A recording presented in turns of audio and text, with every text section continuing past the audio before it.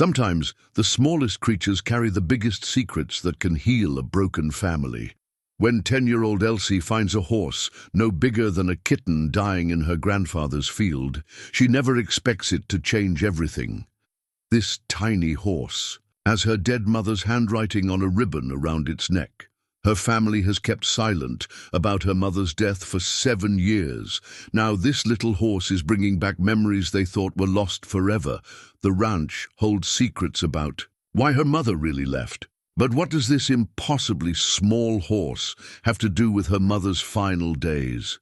Before we jump back in, tell us where you're tuning in from, and if this story touches you, make sure you're subscribed, because tomorrow I've saved something extra special for you. The morning sun cast long shadows across the weathered fence posts of Cedar Falls Ranch, where Elsie Margaret Thompson had learned to find solace in the company of silence. At 10 years old, she possessed the kind of quiet wisdom that comes from growing up in a house where words were measured carefully and laughter had become a rare visitor. Her small boots kicked up dust clouds as she made her daily rounds, checking on the handful of cattle that remained on her grandparents' struggling property. Grandfather William stood by the old red barn, his calloused hands wrapped around a steaming cup of coffee that had long since gone cold. His weathered face bore the lines of a man who had worked this land for 47 years, watching it slowly surrender to time and circumstance. The morning ritual was always the same. He would stand there, surveying what remained of his life's work, while Elsie made her quiet inspection of their diminishing world. "Morning, Grandpa," Elsie said softly, approaching with the gentle manner she had learned to use around the adults in her life. They all seemed fragile lately, like old china that might crack if handled too roughly. William's eyes, the same pale blue as his late daughter's, crinkled at the corners when he smiled down at his granddaughter. "Morning, little bird. Sleep well?" Elsie nodded, though sleep had been elusive again. The dreams always came. Hazy memories of warm hands braiding her hair and a voice humming lullabies that she could never quite remember upon waking. 7 years had passed since her mother Sarah's death, but the absence still echoed through every corner of the ranch like a bell that never stopped ringing. Inside the farmhouse, Grandmother Ruth moved through the kitchen with the precise efficiency of a woman who had learned to stretch every dollar and make every meal count. Her silver hair was pulled back in the same neat bun she had worn for 30 years, and her apron bore the stains of countless mornings spent feeding a family that seemed to grow smaller and quieter with each passing season. "Eggs are ready," Ruth called through the screen door, her voice carrying the gentle authority that had kept this family functioning through its darkest hours. She had been the steady anchor when grief threatened to pull them all under, the one who made sure bills got paid and meals appeared on the table even when the menfolk forgot that life required such mundane attentions. Elsie's father, Tom Thompson, sat at the kitchen table with his shoulders hunched over a pile of unpaid bills and bank notices. At 34, he looked older than his years, his dark hair already showing threads of silver at the temples.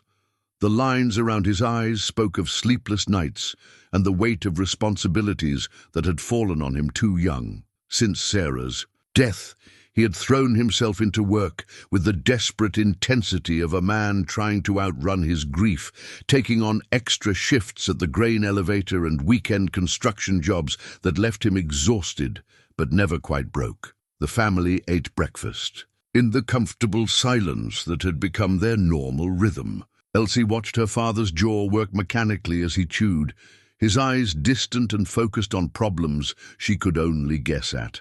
The notices spread across the table bore the threatening logos of banks and creditors, their formal language a constant reminder of how precarious their situation had become. "The Peterson place sold last week," William said quietly, breaking the morning stillness. "City developers. They're planning to build one of those fancy subdivisions." Tom looked up from his bills, his expression grim. "What did they get for it?" "More than it's worth to farming folks, that's certain." William's voice carried the bitter resignation of a man watching his world disappear piece by piece. "Makes a person wonder what this place might bring if push came to shove." The words hung in the air like smoke from a dying fire. Elsie felt something cold settle in her stomach as she realized what her grandfather was suggesting.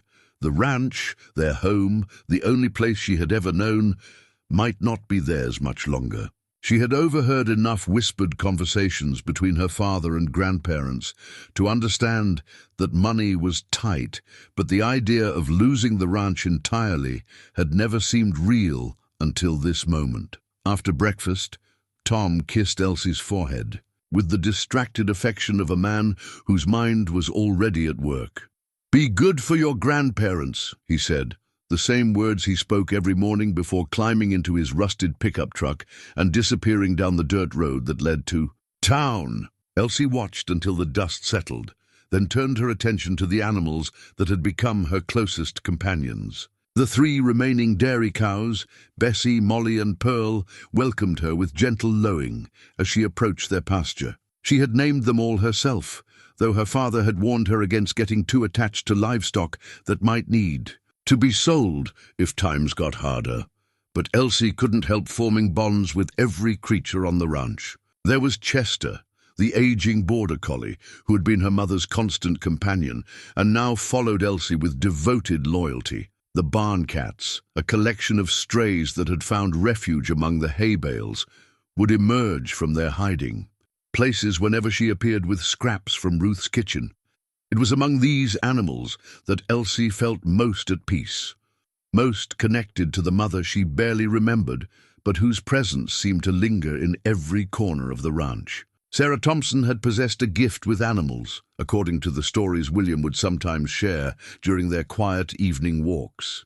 She could calm a spooked horse with just her voice, could coax a barn cat out of hiding with patience and gentle words. "Your mama had magic hands," William had told Elsie just the week before as they watched Chester chase rabbits through the tall grass. Animals knew she understood them somehow. They trusted her in a way that not everyone gets to experience. These fragments of memory and story were all Elsie had of her mother, scraps of information doled out carefully, as if saying too much might somehow make the loss fresh again. Her father rarely spoke of Sarah at all, and when he did, his words were measured and brief, delivered with the careful control of a man determined not to let old wounds bleed. The afternoon brought Dr. Sarah Chen to the ranch, arriving in her white veterinary truck for the monthly check on their remaining livestock. Dr. Chen was a woman in her early 40s, with kind eyes and hands that moved with confident precision. She had been the ranch's veterinarian for 15 years, had delivered most of their calves, and treated countless ailments with a combination of medical expertise and genuine care for both animals and their human families. "How are you holding up, Elsie?" Dr. Chen asked as she examined Bessie's swollen udder. "I know things have been challenging around here lately." Elsie helped hold the cow steady, marveling at how Dr. Chen's presence seemed to calm even the most nervous animals.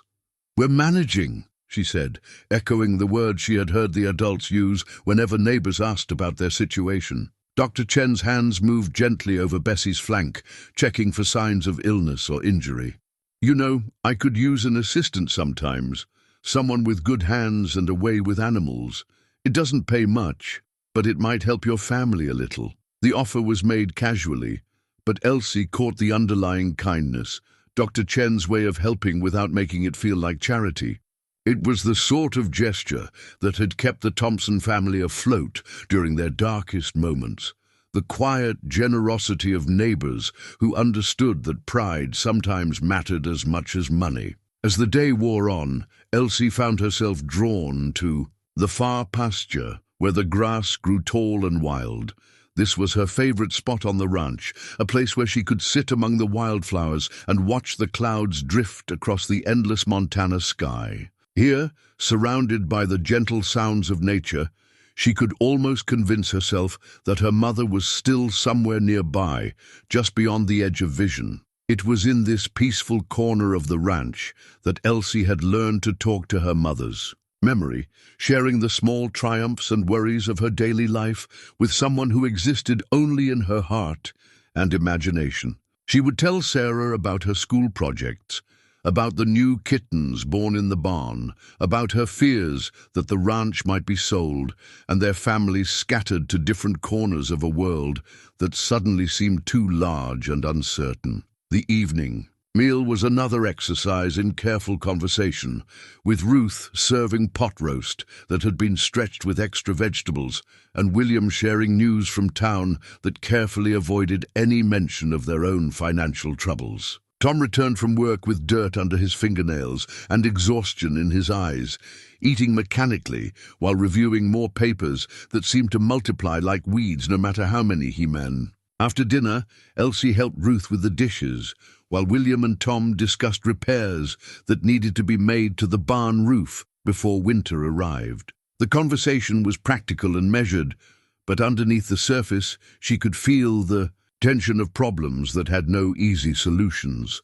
"Your grandfather is a proud man," Ruth said quietly as they dried the last of the plates. "This ranch has been his life's work, and it's hard for him to accept that sometimes life doesn't reward hard work the way it should." Elsie nodded, understanding more than her grandmother might have expected. She had learned to read the subtle signs of adult worry, the way conversation stopped when she entered a room, the carefully neutral expressions that masked deeper concerns. That night, as she lay in her small bedroom under the eaves of the old farmhouse, Elsie listened to the familiar sounds of the ranch settling into darkness. The creaking of old wood, the distant lowing of cattle, the rustle of wind through the cottonwood trees that lined the creek. These sounds had been the soundtrack of her entire life, and the thought that she might lose them felt like contemplating the loss of her own heartbeat. Through her window, she could see the stars scattered across the Montana sky like diamonds spilled on black velvet. Her mother had loved these stars, according to William, had spent countless evenings sitting on the porch and pointing out constellations to him when she was Elsie's age. Now they seemed like distant guardians, watching over a family that was slowly coming apart at the seams, despite their best efforts to hold together. In the morning, Elsie would resume her quiet rounds, checking on the animals and helping with the endless chores that kept the ranch functioning. But tonight, she closed her eyes and whispered a prayer to her mother's memory, asking for some sign that everything would somehow work out, that their small world would survive the challenges that threatened to sweep it away like leaves in an autumn storm. She had no way of knowing that tomorrow would bring an answer to that prayer in the most unexpected form, a creature so small and fragile that it would take all her courage to save it. And in saving it, perhaps save her family as well. The autumn evening arrived with the kind of golden light that made everything on the ranch look like it belonged in a painting. Elsie had finished her chores early and decided to explore the far reaches of the property, following a game trail that wound through the tall grass toward the creek. Chester trotted beside her, his nose twitching at the scents carried on the cooling breeze. It was Chester who found it first, his sharp bark cutting through the peaceful silence like a knife. Elsie hurried toward the sound, pushing through a thick stand of prairie grass, and stopped short at what she saw. There, collapsed in a small clearing, was what looked like a horse, but a horse unlike anything she had ever seen. The creature was impossibly small, no bigger than Chester, with a coat that gleamed like polished mahogany in the fading light. Its sides rose and fell with labored breathing, and its eyes were closed in what looked like exhaustion or pain. For a moment, Elsie wondered if she was dreaming, if the stress of recent weeks had finally caused her imagination to conjure something that couldn't possibly be real. But as she knelt beside the tiny horse, she felt the warmth of its body and heard the soft whicker of its breath. This was real, and it was dying. "Easy, little one," Elsie whispered, her hands hovering uncertainly over the creature's trembling form. She had helped Dr. Chen with injured animals before, but nothing had prepared her for this moment. The horse's legs were delicate as bird bones, its mane a silky cascade that caught the last rays of sunlight. It was then that she noticed the ribbon tied around the horse's neck, a faded blue strip of fabric that seemed familiar somehow. As she leaned closer to examine it, her heart nearly stopped. There, embroidered in careful stitches that she recognized from her baby clothes and childhood quilts, were the initials S.T. in her mother's distinctive handwriting, Sarah Thompson. Her mother's maiden name had been Sarah Mitchell, but she had embroidered these initials as Sarah Thompson, the name she had taken when she married Elsie's father. The realization hit Elsie like a physical blow, and she sat back on her heels, staring at the impossible connection between this dying creature and the mother she had lost 7 years ago. "We have to get you help," Elsie said, her voice shaking with emotion and determination. The horse opened its eyes at the sound of her voice, deep brown eyes that seemed to hold an intelligence that was both ancient and achingly familiar. Carrying the horse proved easier than expected, its weight no more than a large house cat. Elsie cradled it against her chest, feeling its heartbeat flutter against her ribs as she hurried back toward the ranch house. Chester ran ahead, as if understanding the urgency of their mission. "Grandpa! Grandma!" Elsie called as she approached. The house, her voice cracking with urgency. "I need help." William emerged from the barn, his face creased with concern that deepened to astonishment when he saw what Elsie was carrying. Ruth appeared on the porch, wiping her hands on her apron, her expression shifting from mild irritation to shock in the space of a heartbeat. "Good Lord," William breathed, his weathered hands reaching out to touch the tiny horse's muzzle. "Is that what I think it is?" "It's dying, Grandpa," Elsie said, tears beginning to stream down her cheeks. "And it has Mama's initials on its ribbon. We have to call Dr. Chen." Ruth was already moving toward the house phone, her practical nature overriding her amazement. Within minutes, she had Dr. Chen on the line, explaining the situation with the calm efficiency that had served the family well through countless emergencies. Dr. Chen arrived 20 minutes later, her veterinary bag in hand, and her expression serious. She examined the tiny horse with gentle thoroughness, her hands moving with practiced precision as she checked its vital signs and assessed its condition. "This is a falabella," Dr. Chen said quietly, her voice filled with wonder. "One of the rarest miniature horse breeds in the world. I've only seen one other in my entire career, and that was—" She stopped abruptly, her eyes meeting William's with a look that spoke of shared knowledge and carefully guarded secrets. "When?" Elsie asked, sensing the unspoken communication between the adults. "When did you see another one?" Dr. Chen's hands continued their examination as she spoke, her voice carefully neutral.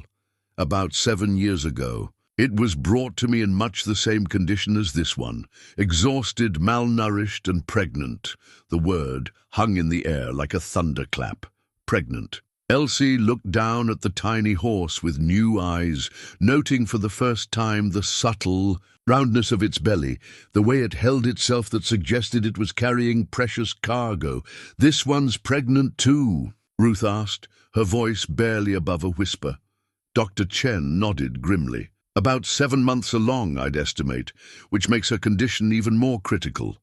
She's severely dehydrated and underweight, and the stress of pregnancy is making everything worse." William's face had gone pale, and he gripped the edge of the examination table with white knuckles. "The other one, 7 years ago, what happened to it?" Dr. Chen's expression grew somber. "It died, giving birth. The foal survived barely, but the mother—" She shook her head. "Sometimes even our best efforts aren't enough." Elsie felt something break open inside her chest, a well of emotion that she had kept carefully contained for 7 years, suddenly threatening to overflow. The timing was too perfect, too painful to be coincidence. 7 years ago, when her mother had died.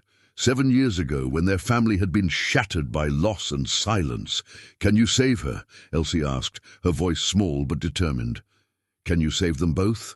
Dr. Chen's hands continued their gentle examination, checking the horse's heartbeat and breathing.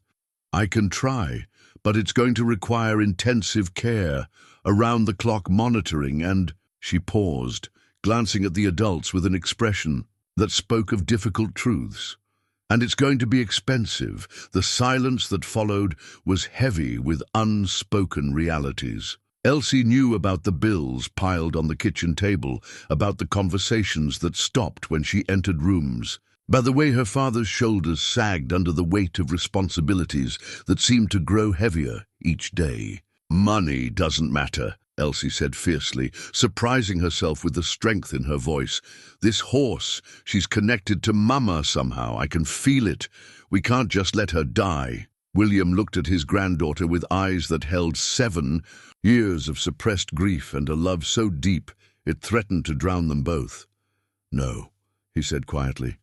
"No, we can't." Dr. Chen set up an IV line with practiced efficiency, the tiny needle almost invisible against the horse's delicate leg. The glucose solution began flowing immediately, and within minutes the horse's breathing seemed to ease slightly. "What should we call her?" Ruth asked, her practical mind already moving toward the future, toward hope instead of despair. Elsie didn't hesitate. "Hope," she said. "Her name is Hope." As if responding to her name, the tiny horse opened her eyes and looked directly at Elsie. In that moment something passed between them, a recognition, a promise, a bond that felt as natural as breathing. Elsie reached out and gently stroked Hope's muzzle, marveling at the softness of her coat and the trust in her dark eyes. "She'll need to stay here tonight," Dr. Chen said, preparing medications and setting up monitoring equipment. "I'll check on her first thing in the morning, but if her condition changes at all, call me immediately." As the evening progressed, Elsie refused to leave Hope's side. She sat cross-legged beside the makeshift stall they had created in the barn, talking to the horse in the same gentle voice she had always used with the other animals on the ranch. Hope seemed to respond to her presence, her breathing growing steadier and her eyes remaining alert and aware. When Tom arrived home from work, his reaction to Hope was swift and unexpected. The color drained from his face as he stared at the tiny horse, his hands clenching and unclenching at his sides as if he was fighting some internal battle. "Where did this come from?" he asked, his voice tight with emotions that Elsie couldn't identify. "I found her in the far pasture," Elsie explained, showing him the ribbon with her mother's initials. "She was dying, Dad. We couldn't just leave." "Her!" Tom's reaction to the ribbon was even more intense than his response to Hope herself. He reached out as if to touch it, then pulled his hand back as if it had burned him. His eyes filled with tears that he quickly blinked away, but not before Elsie saw the depth of pain that still lived in her father's heart. "We can't afford this," he said finally, his voice thick with regret. "Elsie, honey, I know you want to help, but we just can't." "Yes, we can," William interrupted, his voice carrying an authority that brooked no argument. "This is my ranch, and if this horse needs our help, she'll get it."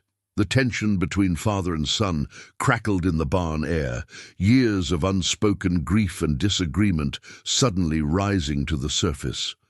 Tom's jaw worked silently as he stared at Hope, as if seeing something in the tiny horse that brought back memories too painful to bear. "This is exactly the kind of thing that got us into trouble before," Tom said quietly, but his words carried the weight of old arguments and deeper wounds.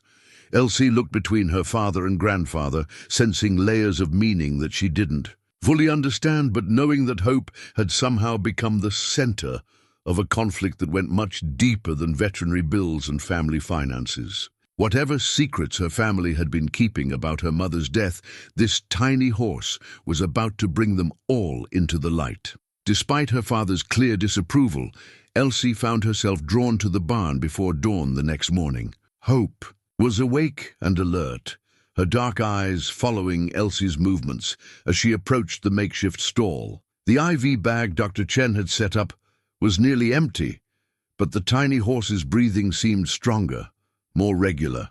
"Good morning, beautiful," Elsie whispered, settling down beside Hope with a bucket of fresh water and a handful of the special grain Dr. Chen had left behind. "How are you feeling today?" Hope nickered softly in response, a sound so delicate it was barely audible. But to Elsie, it might as well have been a symphony. The horse was responding, fighting to survive, and that small sign of hope was enough to fuel Elsie's determination. Tom appeared in the barn doorway as Elsie was gently brushing Hope's mane, his work clothes already dusty from morning chores. His expression was unreadable as he watched his daughter's gentle ministrations, but Elsie caught the way his eyes lingered on the tiny horse, with something that looked almost like recognition. "Dr. Chen called," he said quietly. "She's coming." "By to check on—" He paused as if saying Hope's name was somehow difficult. "To check on the horse. Her name is Hope, Dad," Elsie said firmly, not looking up from her brushing. "And she's going to be fine." Tom was quiet for a long moment, his boots shuffling in the hay-strewn floor. "Elsie, we need to talk about this. About what's going to happen if she recovers." "She will recover," Elsie interrupted, her voice carrying a certainty that surprised them both. "I can feel it. She's strong, just like—" She stopped herself before saying, "just like Mama," but the words hung in the air anyway. When Dr. Chen arrived, her examination revealed encouraging news. Hope's vital signs had stabilized overnight, and she was showing interest in food and water. The pregnancy appeared to be progressing normally despite the stress of the past day. "She's a fighter," Dr. Chen said, making notes in her veterinary journal. "But she's going to need consistent care for the next several weeks, daily monitoring, special nutrition, and someone who can watch for signs of distress." "I can do that," Elsie said immediately. "I can take care of her." Dr. Chen smiled at Elsie's eagerness, but directed her next words to Tom and William, who had both gathered to hear the prognosis. "It's a significant commitment.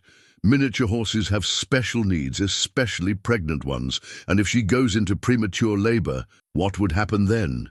William asked, his weathered face creased with concern. "Best case scenario we'd have 2 patients instead of 1. Worst case—" Dr. Chen's expression grew somber. "Let's just focus on keeping her healthy and carrying to full term." After Dr. Chen left, Tom made his position clear. "Elsie, I want you to stay away from that horse. I'm serious. You can check on her welfare, but no more of this." He gestured at the careful grooming setup Elsie had created, the fresh bedding, the hand-painted water bucket. "No more getting attached." "I'm already attached," Elsie said quietly, her chin rising with stubborn determination that reminded Tom painfully of his late wife. "And she needs me." "That's exactly what I'm afraid of," Tom muttered, turning on his heel and stalking out of the barn, but Elsie couldn't stay away. Every morning before school, she slipped into the barn to check on Hope, bringing fresh water and gentle words of encouragement. Every afternoon, she rushed through her homework so she could spend time grooming the tiny horse and monitoring her condition. It was during one of these secret visits that she discovered the hidden compartment in her mother's old sewing box, tucked away in the dusty corner of the barn where Sarah's belongings had been stored since her death. Elsie had been looking for extra blankets for Hope when she accidentally knocked over the wooden box, spilling its contents across the barn floor. Among the scattered buttons and thread spools, she found something that made her heart race. Torn pages from what appeared to be a journal, covered in her mother's familiar handwriting. The pages were yellowed with age and stained with what looked like tears, but the words were still legible. "I dream about them every night now," one entry read. "Tiny horses, perfect and beautiful, running free in meadows that exist only in my imagination. Tom thinks I'm being foolish, that we can't afford dreams like this. But what's the point of living if we can't dream?" Another page, dated just 2 months before her mother's death, was more troubling. "I feel so trapped sometimes, like I'm disappearing piece by piece." The horses would understand. They would know that sometimes a person needs something to love, that belongs completely to them, something that sees the real person underneath all the roles and responsibilities. Elsie read the pages with trembling hands, each word painting a picture of her mother that she had never known existed. Sarah Thompson hadn't been the perfect, contented farm wife that family stories had suggested. She had been a woman with dreams and frustrations, longings that she had kept hidden from the people who loved her most. The most devastating entry was dated just weeks before Sarah's death. I made the call today. The breeder in Colorado has a pregnant falabella that needs special care. I know Tom will be angry about the money, but I can't explain this need to him.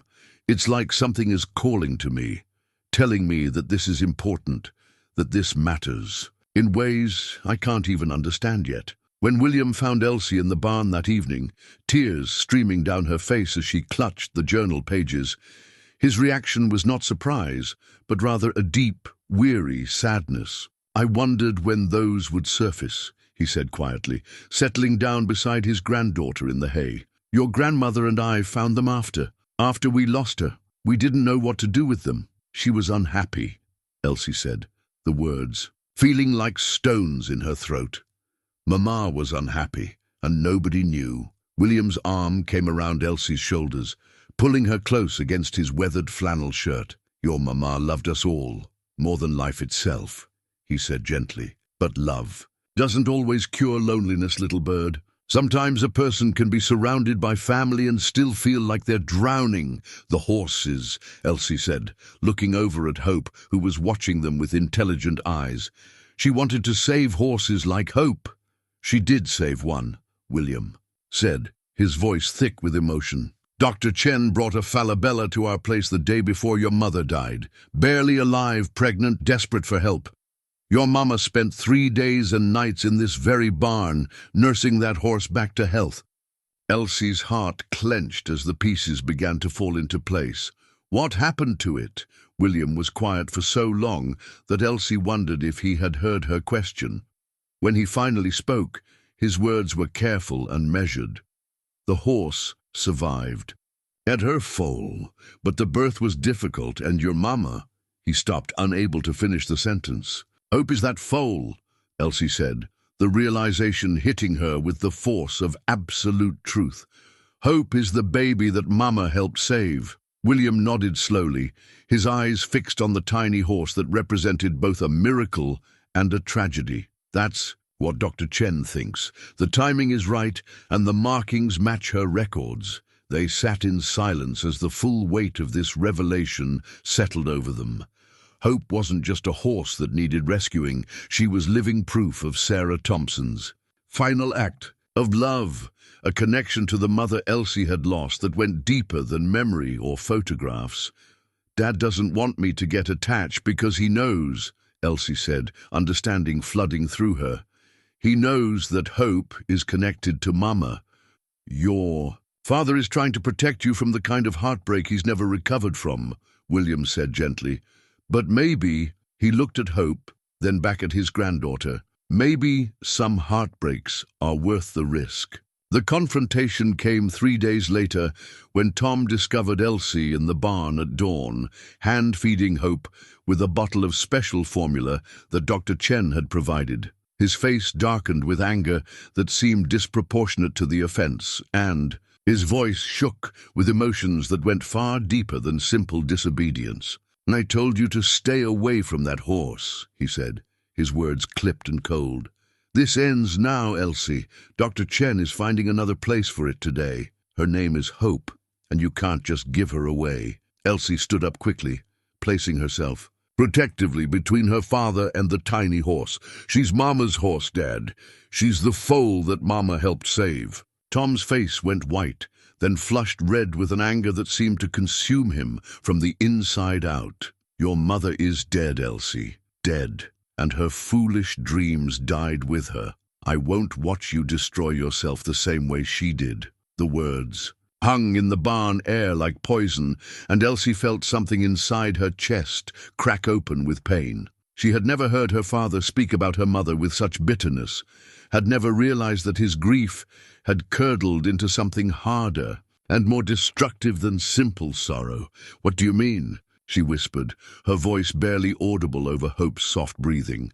But Tom was already turning away, his shoulders rigid with the effort of containing emotions that threatened to overwhelm him. Pack your things. You're staying at the Hendersons. Until this gets sorted out." It was William who stopped him, emerging from the shadows of the barn with a quiet authority that made Tom freeze in his tracks. "That's enough," the older man said, his voice carrying the weight of 7 years of unspoken truths. "It's time, Tom. Past time." "Don't," Tom warned, his hands clenching into fists at his sides. "Don't do this to her. She has a right to know," William said firmly. "Sarah was her mother, and this horse is part of that story, whether you like it or not."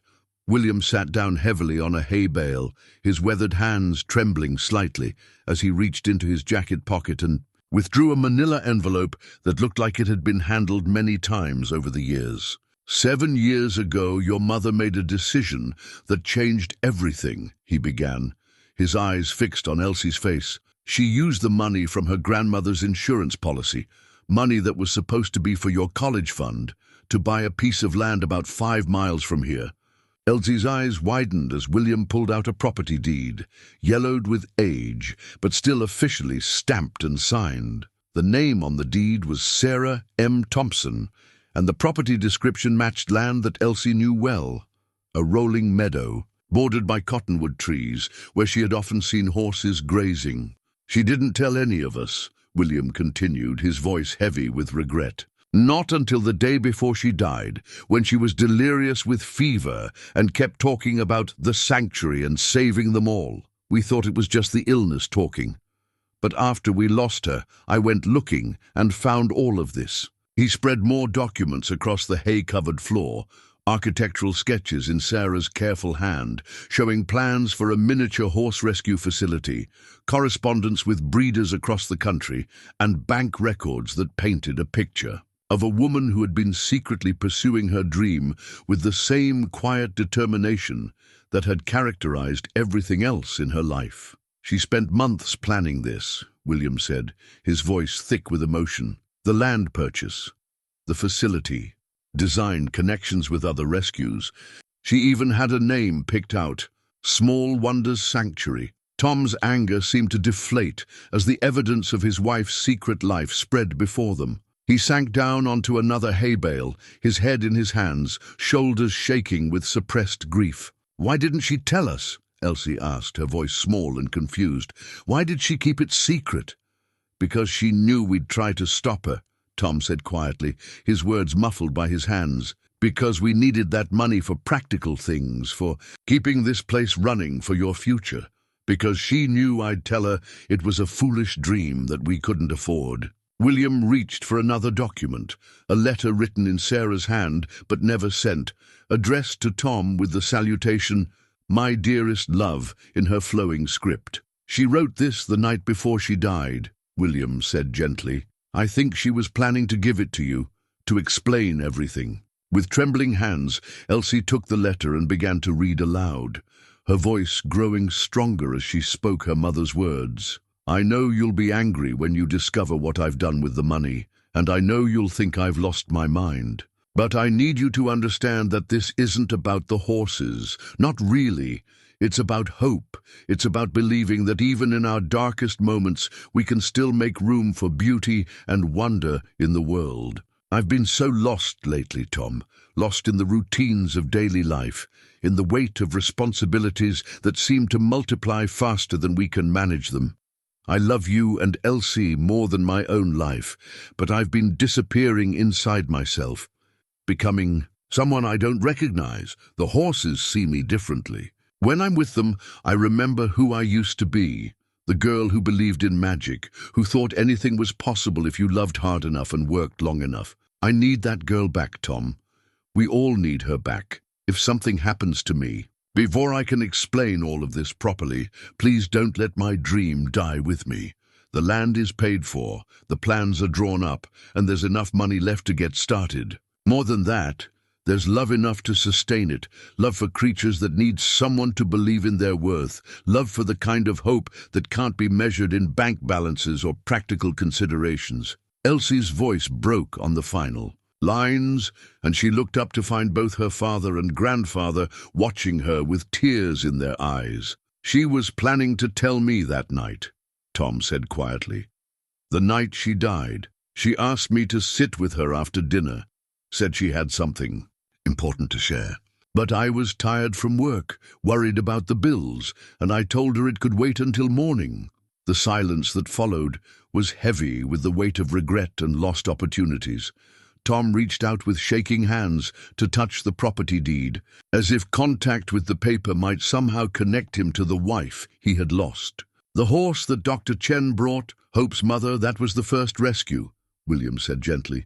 Sarah spent 3 days caring for it, barely sleeping, barely eating. Dr. Chen said she'd never seen such dedication. What happened? Elsie asked, though she was beginning to understand that the answer would change everything she thought she knew about her mother's death. Tom's face crumpled with grief and guilt that had been building for 7 years. She got sick. Pneumonia from spending too much time in the cold barn, exhaustion from pushing herself too hard. By the time we realized how serious it was too late. The truth hit Elsie like a physical blow. Her mother hadn't died in some random accident or from some mysterious illness. She had died pursuing her dream, caring for a creature that needed her help, driven by the same compassion and determination that Elsie felt stirring in her own heart. "Hope is all that's left of Mama's dream," Elsie said, the words feeling heavy and important in the barn air. "If we give her away, if we let her die, then everything Mama worked for dies too." Tom looked at his daughter, really looked at her, for the first time in months. He saw Sarah's stubborn chin, her gentle hands, her unwavering faith in the possibility of making things better through love and determination. And for the first time in 7 years, instead of being afraid of those similarities, he felt proud of them. "Dr. Chen thinks Hope will foal in about 2 months, William said quietly. "That is, if we can keep her healthy until then." Tom nodded slowly, a decision forming in his eyes that would change the course of all their lives. "Then we'd better figure out how to build a proper sanctuary." The discovery of Sarah's secret land purchase and sanctuary plans transformed the atmosphere at Cedar Falls Ranch overnight. What had been a house of careful silences became a place of urgent planning and emotional reckonings as the family grappled with revelations that reframed everything they thought they knew about Sarah's final months. Elsie found herself at the center of a project that felt both overwhelming and essential. Hope was thriving under her care, gaining weight and strength with each passing day. But the tiny horse represented something much larger than a single rescue. She was the living embodiment of Sarah Thompson's unfulfilled dream, and the key to healing wounds that had festered in silence for 7 years. Tom's transformation was perhaps the most dramatic. The bitter anger that had defined his grief began to soften as he immersed himself in understanding his wife's vision. He spent hours poring over her architectural sketches, tracing her careful notations with fingers that shook with emotion and wonder. "She thought of everything," he said one evening as the family gathered around the kitchen table. Sarah's plans spread between them like a roadmap to redemption. Quarantine facilities for new arrivals, specialized feeding areas for different ages, even a visitor center where people could learn about miniature horse care. Ruth had discovered a box of letters hidden in Sarah's hope chest, correspondence with miniature horse breeders and rescue organizations across the country. The letters painted a picture of a woman who'd been building a network of knowledge and support, preparing for the day when she could reveal her project to her family. "Listen to this," Ruth said, adjusting her reading glasses as she held up a letter from a breeder in Kentucky. "Dear Sarah, I'm thrilled to hear about your sanctuary plans. Miniature horses face unique challenges. Many people buy them impulsively, without understanding their needs, and too many end up neglected or abandoned. Your facility could provide a crucial safety net for these remarkable animals." The weight of her mother's vision settled on Elsie's shoulders like a mantle she wasn't sure she was ready to wear. At 10 years old, she was already being thrust into a role that felt impossibly large. Guardian of her mother's memory, caretaker of Hope's welfare, and bridge between her father's grief and his healing. Dr. Chen became a regular visitor to the ranch, arriving several times a week to monitor Hope's progress and to share stories about her brief but meaningful relationship with Sarah. It was during one of these visits that she revealed the most painful truth yet. "Your mother called me the night she died," Dr. Chen said quietly as she examined Hope's growing belly. "She was running a fever, but she was worried about the horse, Hope's mother. She wanted me to promise that if anything happened to her, I would make sure the horse and her foal were cared for." Tom's face went pale as he absorbed this information. "She knew she was dying?" "I think she suspected she was sicker than she was letting on," Dr. Chen said gently. "But her concern wasn't for herself. It was for the animals that depended on her. Even at the end, she was thinking about the sanctuary." The revelation added another layer of complexity to Tom's grief. Not only had his wife died pursuing a dream he hadn't understood, but she had faced that death with a courage and selflessness that humbled him. The woman he had thought he knew completely had been harboring depths of purpose and passion that he was only now beginning to comprehend. Elsie's own relationship with her father began to shift as they worked together to understand Sarah's legacy. For the first time in her memory, Tom talked openly about his wife, not just about her death or their shared loss, but about the woman she had been when they first met, full of dreams and possibilities that had somehow gotten buried under the weight of daily responsibilities. "She used to talk about running away to join the circus when she was your age," Tom told Elsie one afternoon as they repaired fence posts on the new land. "Not because she wanted to be a performer, but because she loved the idea of traveling with animals, of being part of something magical and different." These glimpses into her mother's personality were precious gifts to Elsie, filling in the outline of a woman she had known only through faded photographs and careful family stories. Sarah Thompson emerged as someone far more complex and interesting than the idealized memory that had been preserved for her daughter's benefit. The discovery of Sarah's financial records proved both inspiring and sobering. She had spent every penny of her grandmother's insurance money on the land purchase and initial planning, leaving the family's immediate finances more precarious than ever. But she had also established a foundation, literally and figuratively, for something that could potentially sustain itself and help other animals in need. "She was thinking long-term," William observed as he reviewed bank statements and business plans that revealed the scope of Sarah's secret project. This wasn't just about one horse or even a dozen horses. She was planning something that could last for generations. The weight of that legacy pressed heavily on all of them, but especially on Tom, who was struggling to reconcile his practical concerns about money and survival with his growing understanding of his wife's vision. The ranch was still facing financial difficulties, the bills were still mounting, and now they had added the responsibility of caring for Hope and preparing for her foal. It was Ruth who suggested the solution that would change everything. "What if we opened the sanctuary gradually?" she proposed during one of their evening planning sessions. "Start with Hope and her foal, let word spread naturally. People love stories about rescued animals, and if we're careful about it, we might be able to generate enough interest to support the operation." The idea of publicity made Tom uncomfortable. He was a private man who had spent 7 years carefully guarding his family's grief from outside scrutiny. But as he watched Elsie's face light up with possibilities, he began to see the wisdom in Ruth's suggestion. "We could start small," Elsie said, her excitement building as she spoke. "Just Hope and her baby at first.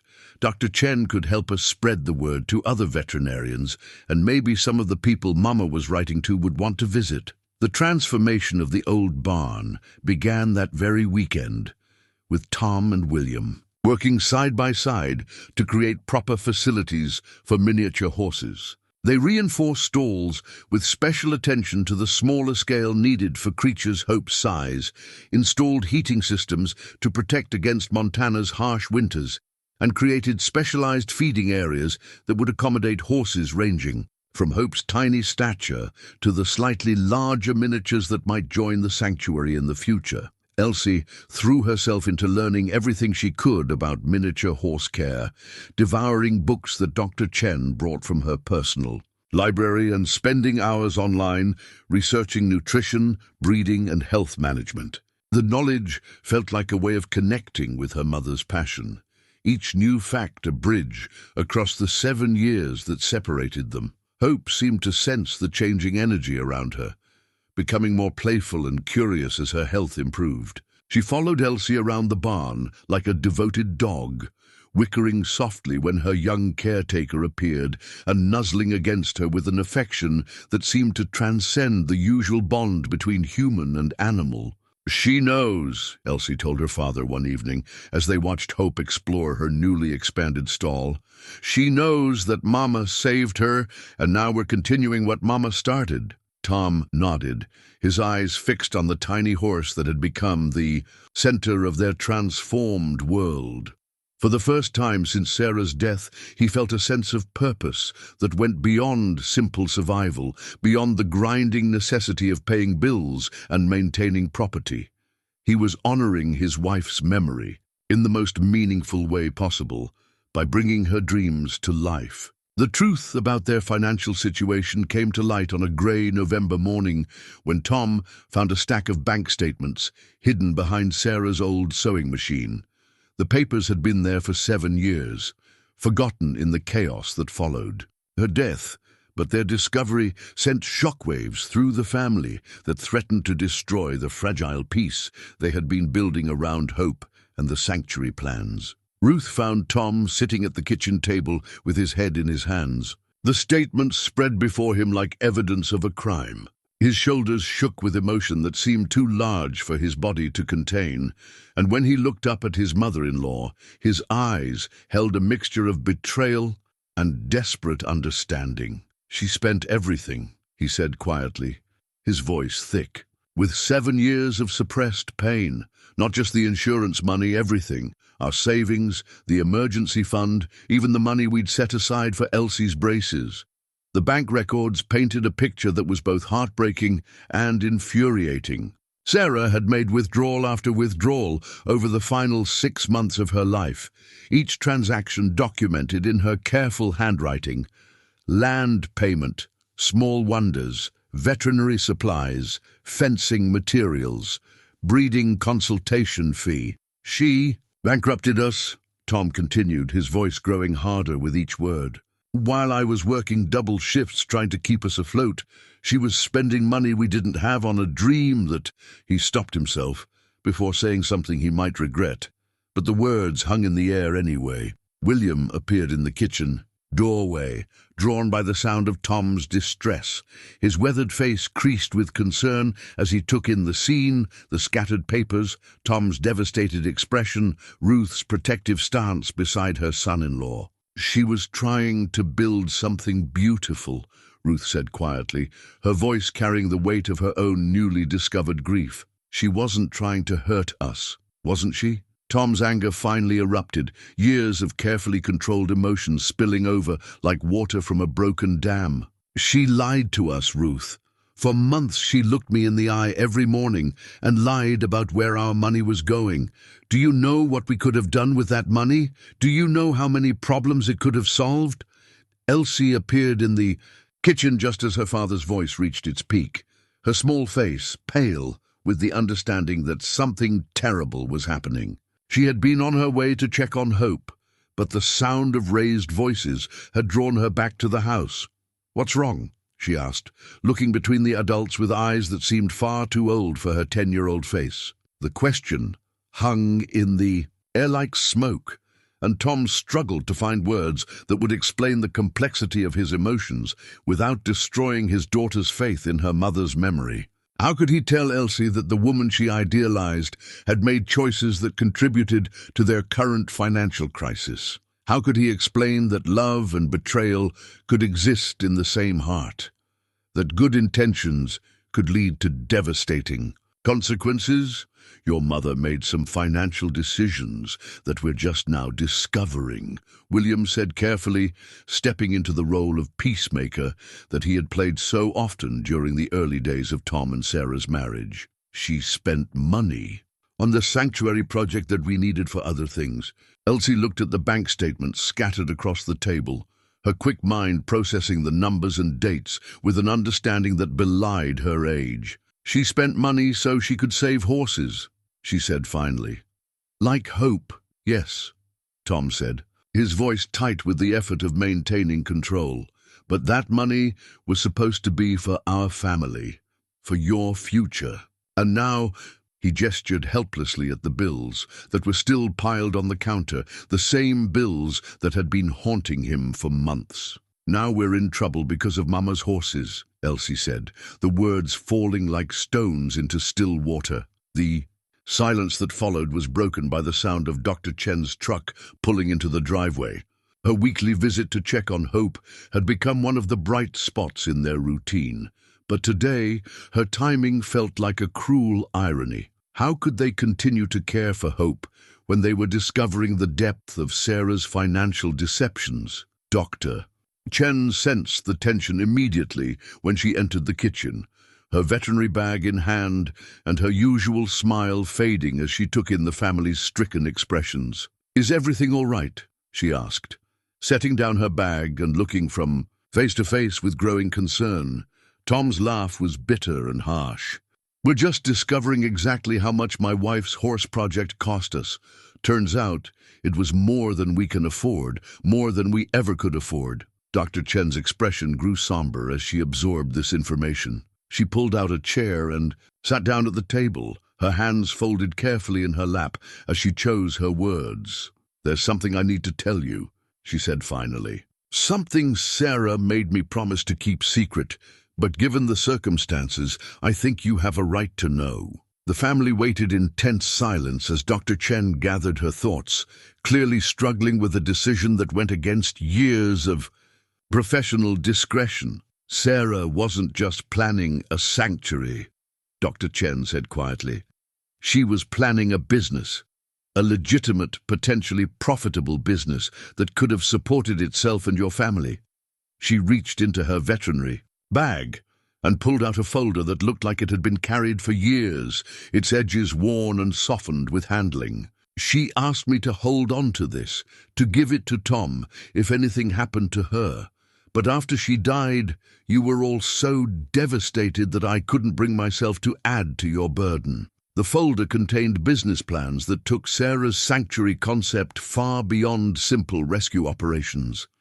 She had researched therapy programs for children with disabilities, educational partnerships with schools, breeding programs for rare miniature horse lines, and even agritourism opportunities that could bring visitors to their remote corner of Montana.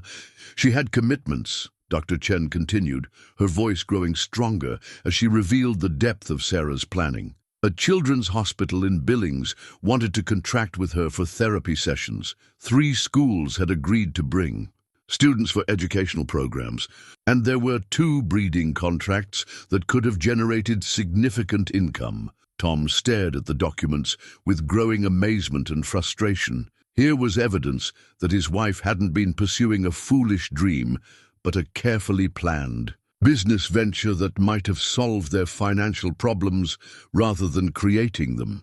"Why didn't she tell me?" he asked, his voice breaking with the weight of 7 years of misunderstanding. "Why did she keep all of this secret?" Dr. Chen's expression was gentle but unflinching. "Because she knew you would have tried to talk her out of it. You would have focused on the risks instead of the possibilities, on what could go wrong instead of what could go right." The truth of those words hit Tom like a physical blow. He would have discouraged Sarah's plans, would have insisted that they focus on practical concerns and immediate needs rather than long-term dreams. His natural caution, the same quality that had kept their family financially stable for years, would have killed his wife's vision before it had a chance to bloom. "She was protecting her dream from me," he said quietly, the realization bringing a new kind of grief that was somehow even more painful than his original loss. "She was protecting it for you," Dr. Chen corrected gently. "For all of you. She wanted to present it as a complete package, a fait accompli that you couldn't argue with because it was already successful." Elsie looked up from the business plans. She had been studying with the focused attention that reminded everyone painfully of her mother. "Could we still do it?" she asked. "Could we still make Mama's business work?" The question hung in the air as the adults grappled with possibilities that seemed both tantalizing and terrifying. Hope was thriving, her pregnancy progressing normally, and her foal would be born in just a few weeks. The land was paid for, the basic facilities were nearly complete, and now they had a roadmap for making the sanctuary financially viable. But they also had mounting debts, limited resources, and the weight of 7 years of accumulated grief and misunderstanding. The question wasn't whether Sarah's dream could work. The question was whether they had the courage and determination to make it work in her memory. The medical records that would change everything arrived on a Thursday afternoon in a manila envelope marked "Confidential Medical Information." Dr. Chen had been reluctant to retrieve them, but Tom's desperate need to understand his wife's final days had finally convinced her to request Sarah's complete medical file from the hospital where she had died. Elsie was in the barn with Hope when Dr. Chen's truck pulled into the driveway. But something about the veterinarian's slow, deliberate movements as she walked toward the house told her that this visit was different from the others. Through the kitchen window, she could see the adults gathering around the table with the kind of tense posture that meant difficult truths were about to be revealed. Inside the house, Dr. Chen spread the medical records across the kitchen table with the careful precision of someone handling explosive materials. Tom's hands shook as he reached for the first document, an emergency room intake form dated 7 years ago that brought back memories of the worst night of his life. "I need you to understand that I wasn't Sarah's attending physician," Dr. Cheney said quietly. "I was only consulted because of my relationship with her horse rescue work. But I was there, Tom.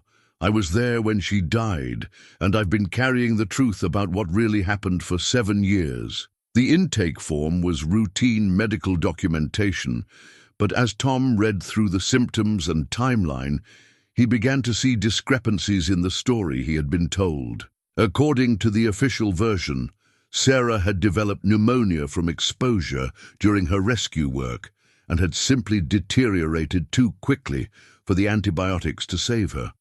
But the medical records told a different story. She wasn't just sick, Dr. Chen said, her voice heavy with 7 years of suppressed truth. She was exhausted, dehydrated, and suffering from severe hypothermia, but those weren't the symptoms that killed her. She pulled out a different set of documents, surgical notes from an emergency procedure that Tom had never been told about, blood work that showed unusual indicators, and a coroner's report that had been buried in bureaucratic language too technical for a grieving widower to understand. "What are you saying?" Tom asked, his voice barely above a whisper. Dr. Chen took a deep breath before delivering the words that would reframe everything they thought they knew about Sarah's death. "She died from complications during an emergency surgery, not on herself, on Hope's mother." The silence that followed was absolute, broken only by the ticking of the kitchen clock and the distant sound of Hope moving restlessly in her stall. Tom stared at the documents without really seeing them, his mind struggling to process information that seemed to come from a different reality entirely. "The horse went into labor prematurely," Dr. Chen continued, her medical training allowing her to speak with clinical precision about events that had haunted her for years. "It was the middle of the night, during that terrible blizzard in February. Sarah called me, but the roads were impassable. I couldn't get to the ranch." Ruth had gone very still, her hands gripping the edge of the table as she began to understand the implications of what they were hearing. William's weathered face had gone pale, and his eyes held the terrible recognition of a man who was finally seeing the complete picture of his daughter's final hours. She tried to perform the surgery herself, Dr. Chen said, her voice breaking slightly, using veterinary manuals and a surgical kit that she had ordered weeks earlier. She worked for hours in the freezing barn, trying to save both the mare and her foal. The image of Sarah alone in the dark barn, fighting to save a dying horse while snow piled against the windows, was almost too painful for Tom to bear. He had been in town that night, stranded at work by the same blizzard that had prevented Dr. Chen from reaching the ranch. He had spent those hours worrying about getting home, never imagining that his wife was engaged in a desperate battle for life just a few miles away. She succeeded, Dr. Chen continued, tears beginning to flow down her cheeks. Against all odds, she delivered the foal alive. Hope lived because your wife refused to give up, even when it became clear that the effort was killing her. The surgical notes painted a picture of courage and desperation that took Tom's breath away. Sarah had worked in sub-freezing temperatures, using equipment she had barely been trained to handle, driven by the same determination that had characterized every other aspect of her dream. When the mare had finally died from complications during the birth, Sarah had turned all her attention to keeping the foal alive. By the time I was able to reach the ranch the next morning, I found her collapsed in the barn, Dr. Chen said.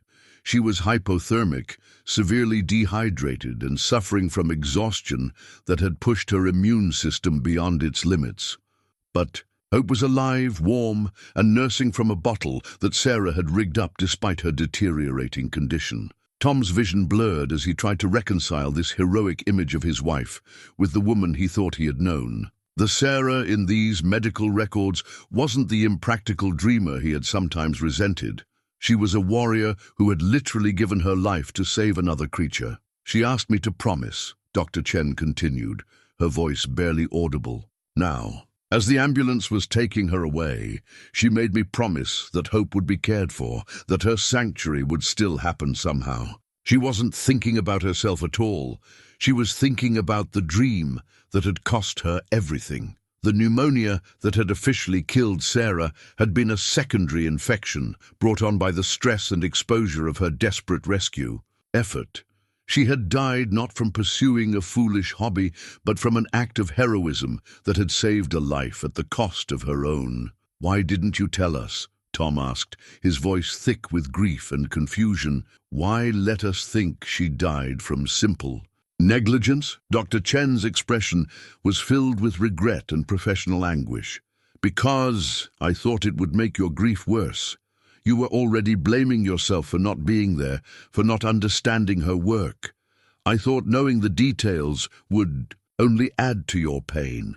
But the details, painful as they were, also transformed Sarah's death from a senseless tragedy into something that carried meaning and purpose.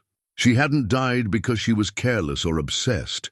She had died because she was brave and compassionate, because she couldn't stand by and watch another creature suffer when she had the power to help."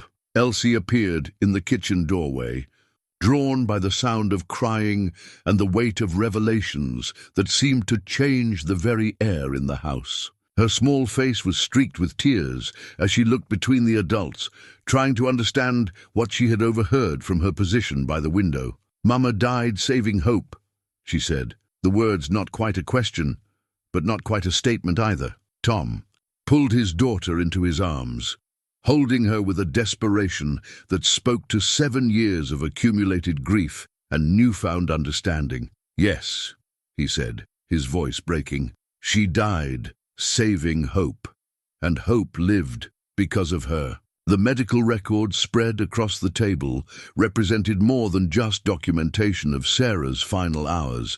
They were proof of a love so fierce and unconditional that it had transcended the boundaries between species, between self-preservation and sacrifice. Sarah Thompson had given her life for a horse she barely knew, driven by a vision of compassion that had been more important to her than her own survival. "Hope is Mama's gift to us," Elsie said, her words carrying a wisdom that seemed beyond her years. "She's proof that Mama's love was stronger than death." Dr. Chen nodded, wiping away tears that had been building for 7 years. Hope is alive because your mother believed that every life has value, that every creature deserves a chance to thrive.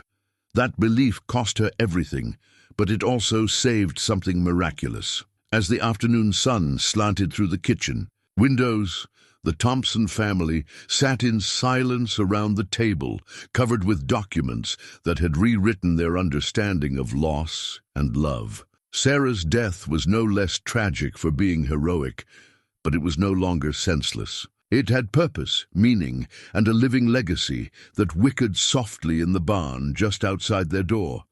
Hope wasn't just a horse they were caring for. She was a sacred trust, a promise that Sarah's final act of love would not be forgotten or wasted. And as her foal grew strong inside her, that promise was about to multiply in ways that would honor Sarah's memory and fulfill her dream in ways none of them could yet imagine. The architectural plans Sarah had drawn for Small Wonder Sanctuary were more detailed and comprehensive than anyone had imagined. Hidden in a fireproof box beneath her old craft supplies, the blueprints revealed the full scope of her vision, not just a simple horse rescue, but a complete facility designed to serve multiple purposes and generate sustainable income for the family. Tom spread the plans across the kitchen table, his carpenter's eye taking in the careful measurements and thoughtful design elements that his wife had spent months perfecting. Every building was positioned to take advantage of natural light and wind patterns, every pathway designed for easy maintenance and safe animal movement, every detail planned with the kind of precision that spoke to months of research and consideration. "She thought of everything," he murmured, tracing his finger along the lines that marked specialized stalls for different-sized miniature horses. Quarantine areas, therapy riding spaces, educational pavilions. This isn't just a rescue facility, it's a complete rehabilitation and education center. William leaned over his son-in-law's shoulder, his weathered finger pointing to a structure marked Memorial Garden near the center of the complex. "She even planned a place to remember the ones we couldn't save," he said quietly. "Your mother always understood that love includes grief, that honoring loss is part of healing." The discovery of the complete plans came at a crucial time. Hope's pregnancy was advancing rapidly, and Dr. Chen had warned them that miniature horse births could be complicated, especially for a mare who had endured the trauma that Hope had experienced as a foal. They needed to be prepared for anything, including the possibility that they might lose both mother and baby despite their best efforts. But the plans gave them something more valuable than just building specifications. They gave them hope that Sarah's dream could become reality, that her sacrifice could result in something lasting and meaningful that would honor her memory while supporting the family she had left behind. The therapy program could start almost immediately, Dr. Chen said, as she reviewed the sections of the plan that detailed accessible facilities for children with disabilities. "I know the director at the Children's Hospital in Billings. She's been looking for a program like this for years. Miniature horses are perfect for therapy work because their size is less intimidating for children, but they still provide all the emotional benefits of equine interaction." Elsie listened to the adult conversation with growing excitement and terror.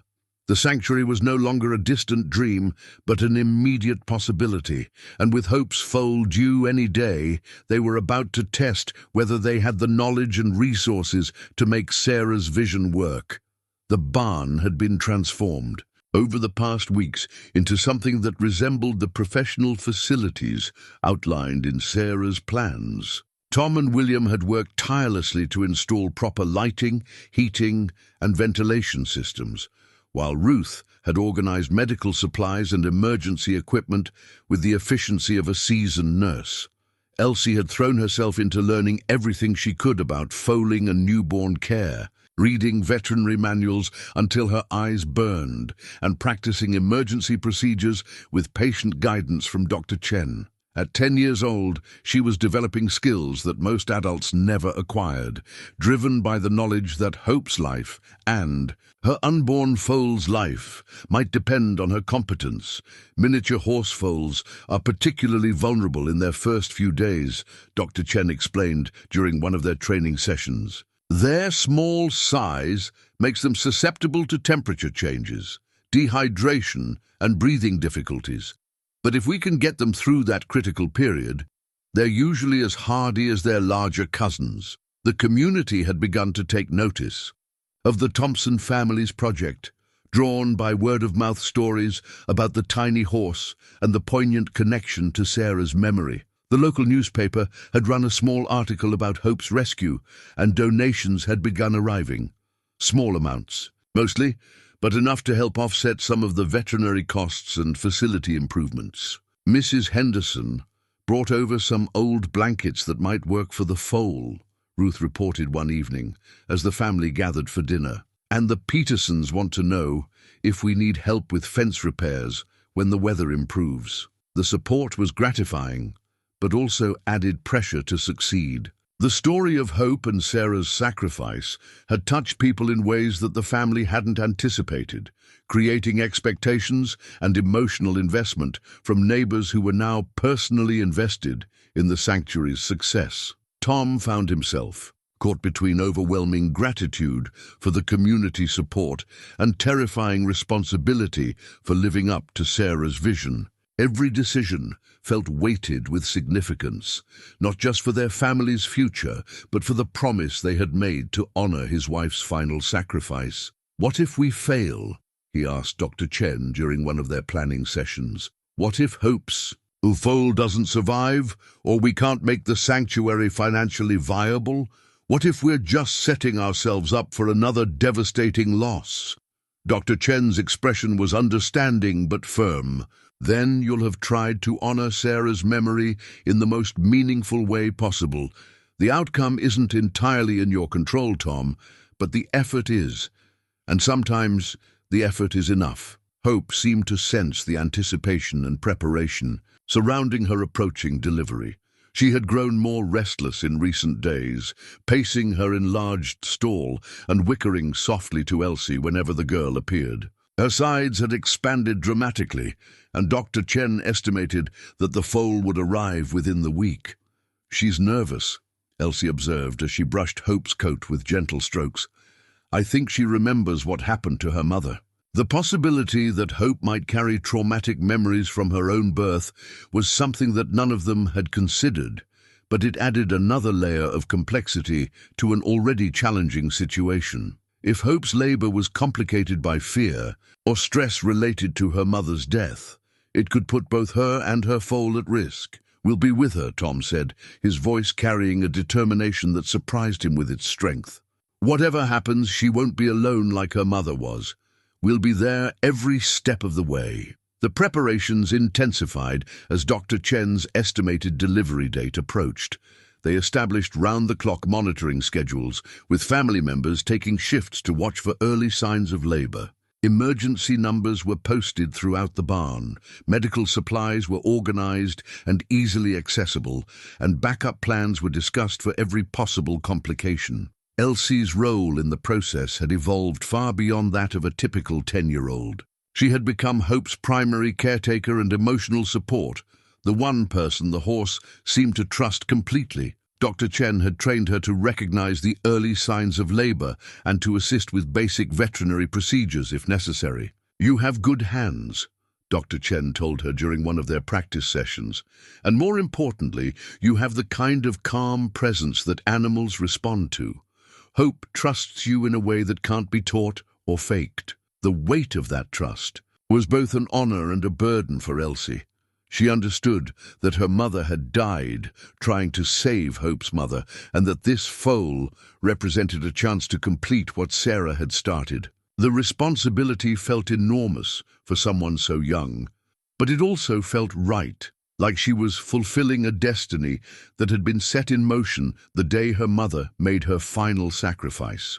As the community's interest in their story grew, local television, News contacted them about doing a feature story on the sanctuary and Hope's impending birth. Tom was initially reluctant to invite media attention, but Ruth convinced him that the publicity could help attract donors and volunteers who might be essential to the sanctuary's long-term success. Sarah would have wanted her story told, Ruth argued, not for personal glory, but because it might inspire other people to take chances on dreams that seem impossible. The news crew arrived on a crisp December morning, just as Hope was showing the first subtle signs that labor might begin soon. The reporter, a kind woman named Jennifer Mills, was clearly moved by the story of Sarah's sacrifice and the family's determination to honor her memory. "This is about more than just saving horses," Jennifer said as she interviewed Tom in the barn, with Hope visible in the background. "This is about the power of love to transcend loss, about how dreams can survive, even when the dreamers don't." The interview was scheduled to air the following week, but as the camera crew was packing up their equipment, Dr. Chen arrived for Hope's evening check with an expression that sent everyone into high alert. "Her labor has started," she announced, her voice calm but urgent. "It's time."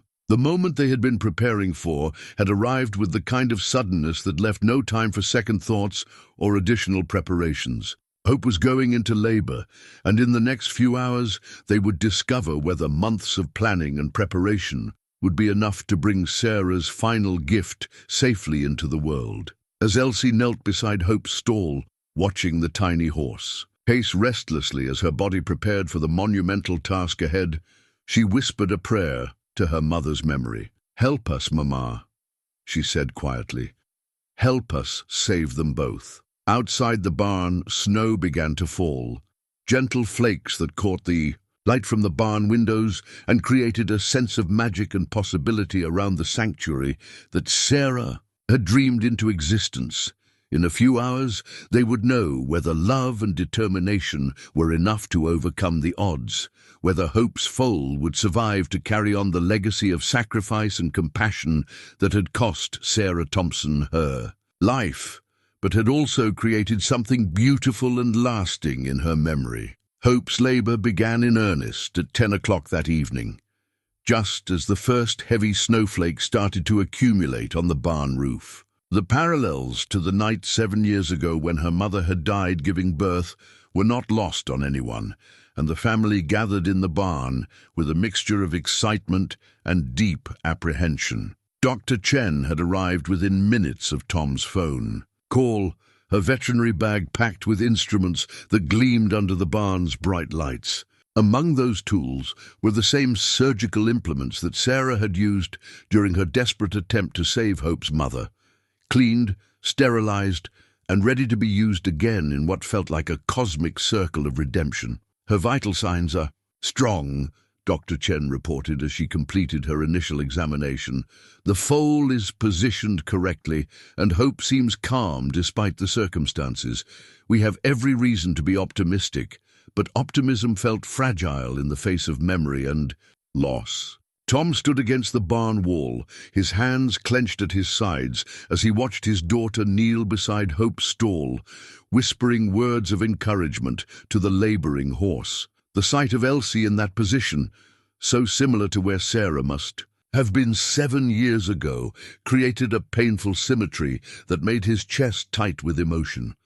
Hope's contractions intensified as the evening progressed, each wave of muscle tension bringing her closer to the moment when her foal would either arrive safely or join the tragic legacy of loss that had haunted this family for too long. Elsie remained at the horse's head, stroking her muzzle and speaking in the same gentle voice that had calmed countless animals over the months since Hope's arrival.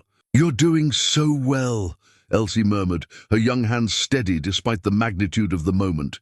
"Your baby is going to be beautiful, just like you.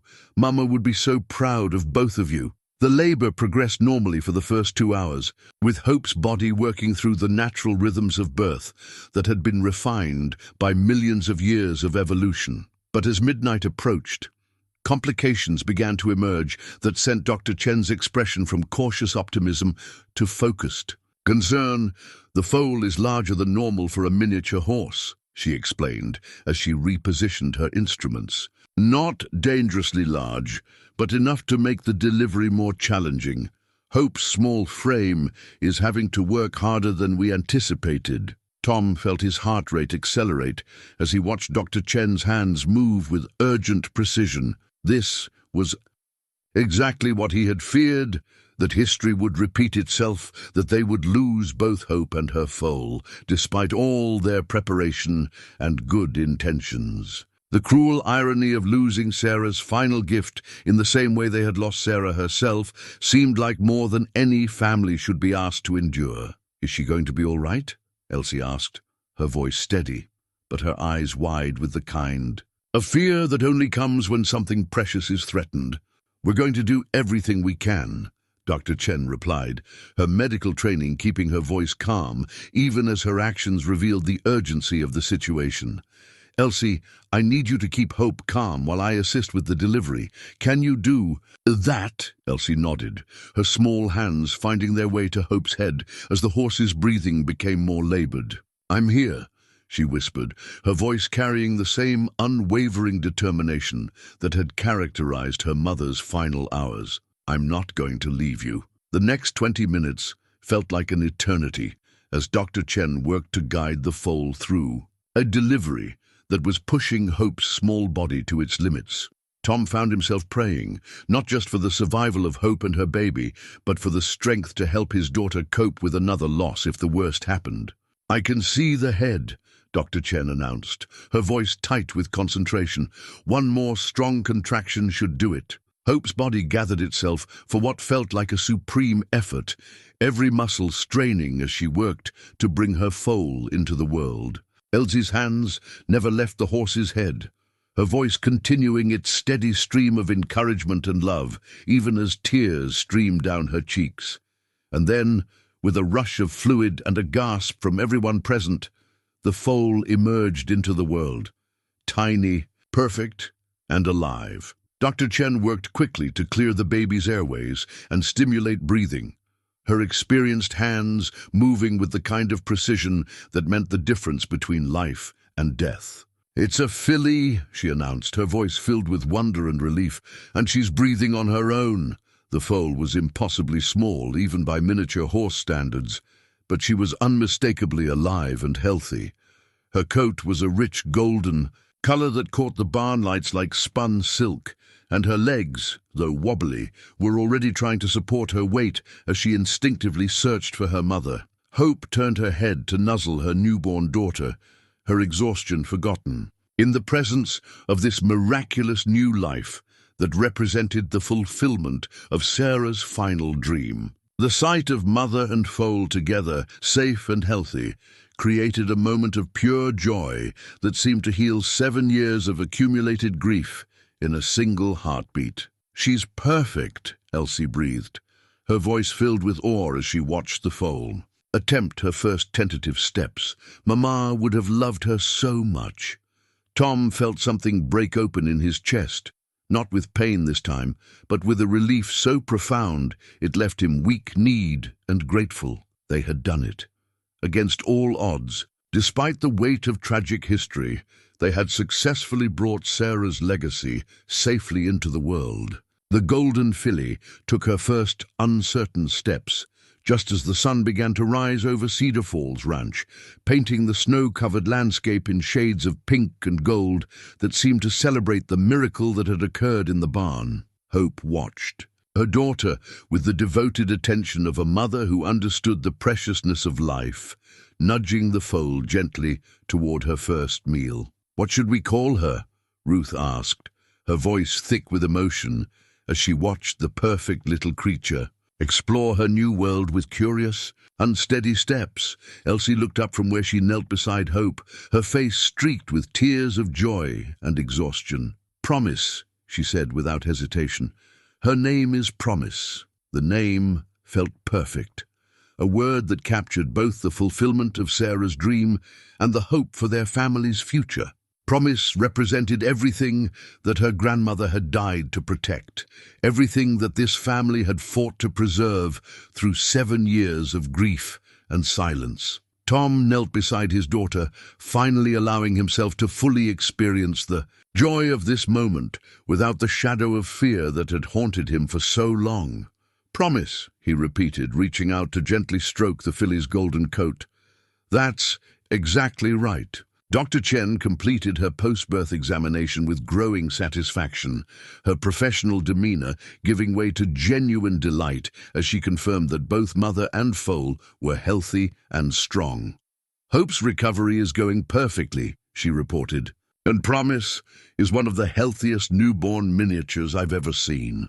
As the morning progressed, the family took turns sitting with Hope and Promise, marveling at the way the tiny foal seemed to embody all the best qualities of courage and determination that had characterized her grandmother's final sacrifice. When Promise nursed for the first time, her small tail whisking with satisfaction, there wasn't a dry eye in the barn.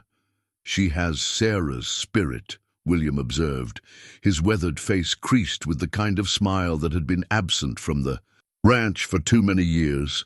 "You can see it in the way she holds her head, the way she's not afraid of anything." The successful birth marked a turning point for the entire family.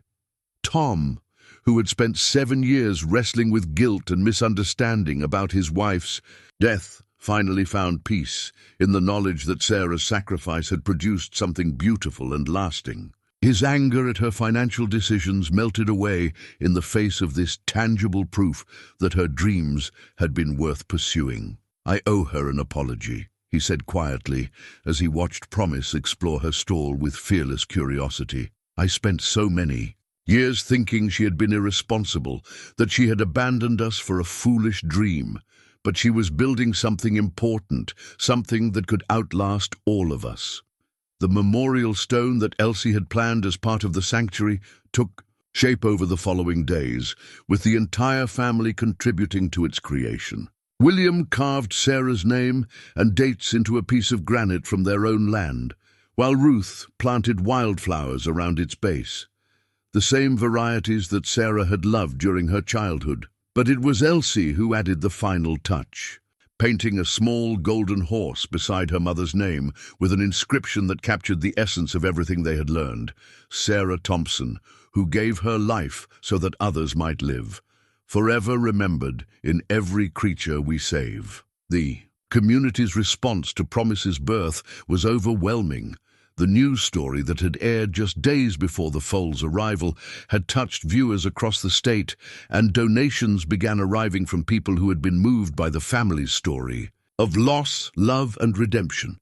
"We've received enough donations to complete the first phase of construction," Tom announced during their weekly family meeting, his voice filled with amazement at the generosity of strangers who had been touched by Sarah's story. "And we have 3 families interested in bringing their children for therapy sessions once we're officially open." The transformation in their financial situation was dramatic, but not entirely unexpected. Sarah's business plan had accounted for the emotional appeal of their story, the natural human desire to support something beautiful arising from tragedy. What she hadn't anticipated was how powerfully her sacrifice would resonate with people who had never met her but recognized in her story something universal about love, loss, and the courage to pursue dreams despite the cost. Promise thrived under the attention and care of her extended human family, growing stronger and more playful. With each passing day, her presence seemed to heal wounds that had festered for years, bringing laughter back to a house that had forgotten the sound of genuine joy. Elsie's relationship with her father deepened as they worked together to expand the sanctuary facilities, with Tom teaching her practical skills while learning from her intuitive understanding of the animals they cared for. For the first time since Sarah's death, they felt like a complete family again, not because the loss was forgotten, but because they had found a way to honor it that brought meaning to their grief. "Mama would be so proud," Elsie said one evening, as she watched Promise gallop around the small paddock they had built for the foals, her golden coat gleaming in the sunset light. "She saved Hope, and Hope gave us Promise, and Promise is going to help us save so many more."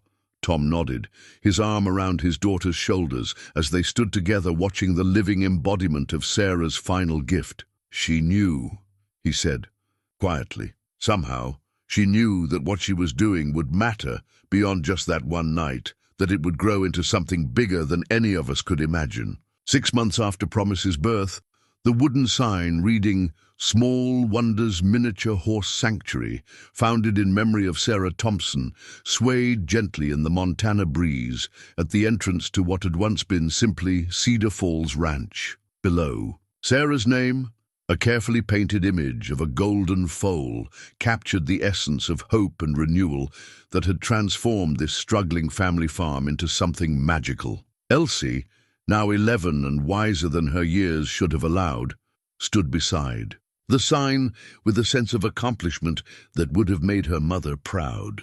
The sanctuary that Sarah had dreamed into existence on paper had become a thriving reality, home to Hope, Promise, and 3 other rescued miniature horses that had found their way to the ranch through word-of-mouth referrals and Dr. Chen's professional network.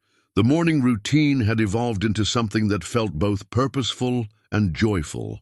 Elsie made her rounds with the confidence of someone who had found her calling early in life, checking on each horse with the kind of intuitive understanding that reminded everyone of Sarah's natural gift with animals. Hope followed her like a devoted friend, while Promise gambled ahead with the fearless energy of youth.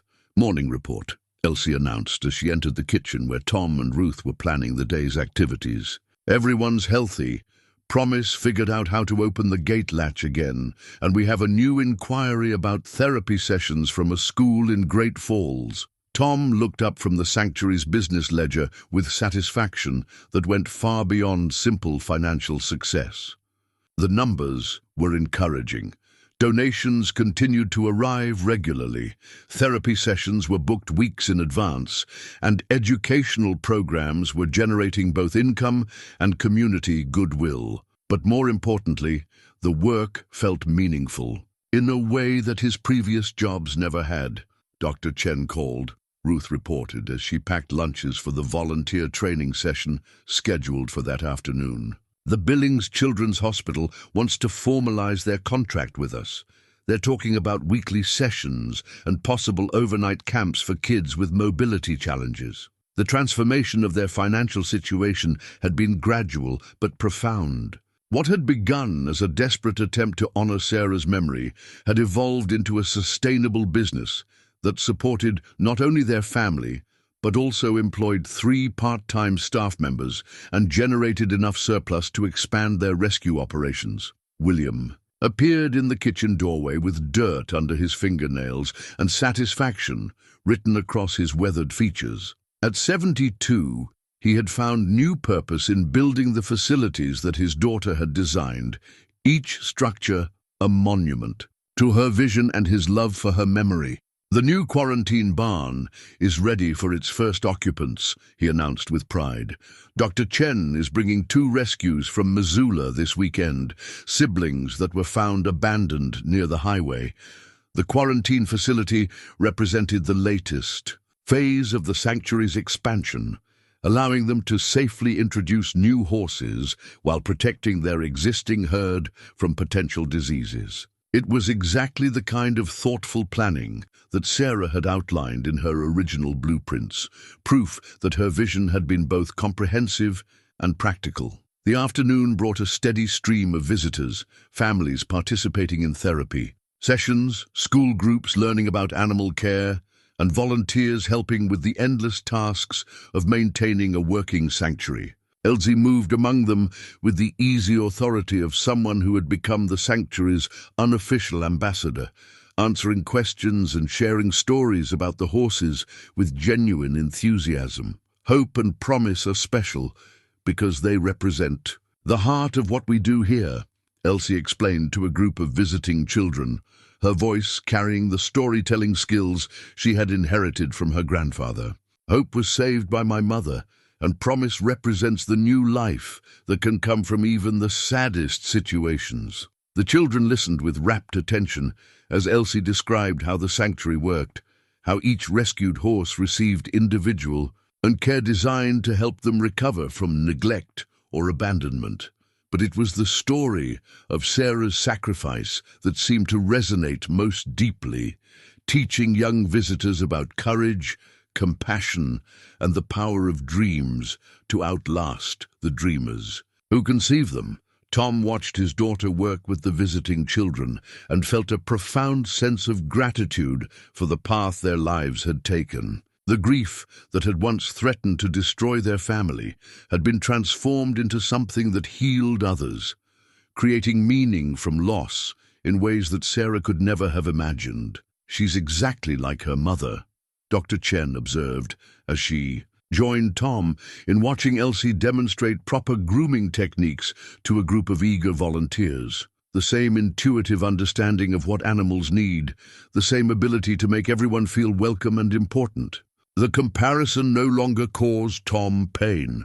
Instead of seeing Sarah's qualities in Elsie as a reminder of loss, he had learned to view them as evidence of continuity, proof that the best parts of his wife lived on in their daughter's generous spirit and determined heart. As evening approached, the last visitors departed, and the family gathered for their weekly planning meeting in the sanctuary office that had once been Sarah's sewing room. The walls were covered with photographs of rescued horses, thank you letters from therapy participants, and newspaper articles about their work, creating a visual testament to the impact that one woman's dream had generated. "Next month's schedule is completely booked," Tom reported, consulting the calendar that had become surprisingly complex as their programs expanded. "And we have inquiries from 2 other states about establishing similar programs, the possibility of expanding beyond." Their original location was both exciting and daunting. Sarah's vision had always included the potential for growth, for creating a model that could be replicated in other communities where miniature horses needed rescue and people needed healing. After the meeting ended, Elsie made her final rounds of the day, checking on each horse and ensuring that they were settled for the night. She saved hope and promise for last, spending a few quiet moments with the 2 horses that had started their remarkable journey. "We did it, Mama," she whispered as she stood beside the memorial stone that marked Sarah's resting place near the center of the sanctuary. "We built your dream, and it's even more beautiful than you imagined." The stone was surrounded by wildflowers that Ruth tended carefully, and the small golden horse, painted beside Sarah's name, seemed to catch the last rays of sunlight as evening settled over the ranch. Promise grazed nearby, her golden coat a living reminder of the miracle that had emerged from tragedy, while Hope watched over her daughter with the contentment of a mother whose sacrifice had been honored. As darkness fell over Small Wonder's sanctuary, Elsie felt the presence of her mother's love surrounding everything they had built together. Sarah Thompson's dream had not died with her. It had grown, evolved, and touched countless lives in ways that would continue to ripple outward for generations to come. In saving Hope, Sarah had saved her family's future, creating a legacy of compassion that would outlast them all.